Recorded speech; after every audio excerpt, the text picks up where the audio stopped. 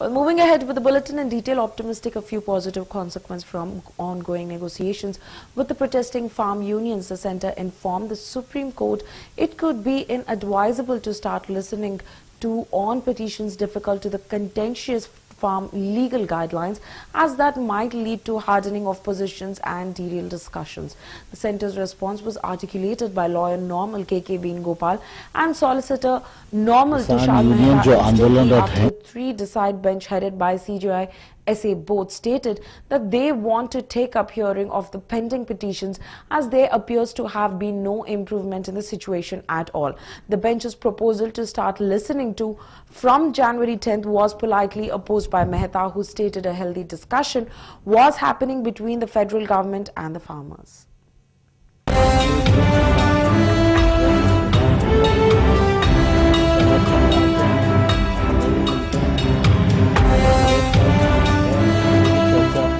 भारत सरकार देश के समस्त किसानों के प्रति और उनके हितों के प्रति पूरी तरह प्रतिबद्ध है।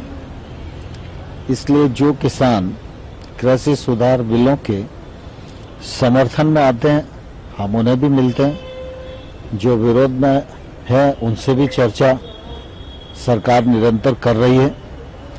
लेकिन समर्थन में भी काफी बड़ी संख्या देश भर से आ रही है। हम उन्हें मिल भी रहे हैं, वो पत्र भी लिख रहे हैं, फोन पर भी बात कर रहे हैं। उन सबका स्वागत भी है, आभार भी है, और मैं पूरी तरह आश्वस्त भी हूं कि किसान यूनियन जो आंदोलनरत हैं वो कृषि सुधार बिलों की भावनाओं को समझेंगी और किसानों के हितों पर ध्यान देंगी और सकारात्मक रूप से चर्चा करके कोई न कोई समाधान जरूर निकालेंगे।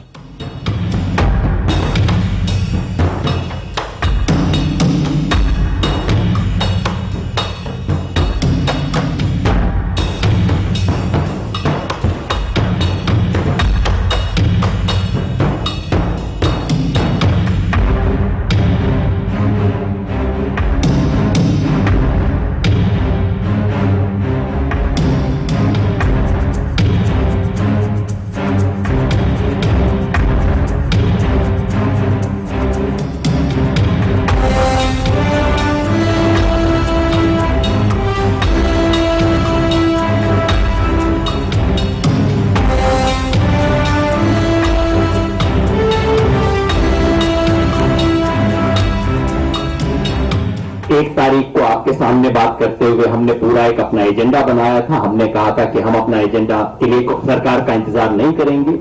4 तारीख की मीटिंग सक्सेसफुल नहीं होती है तो हम आगे काम करेंगे।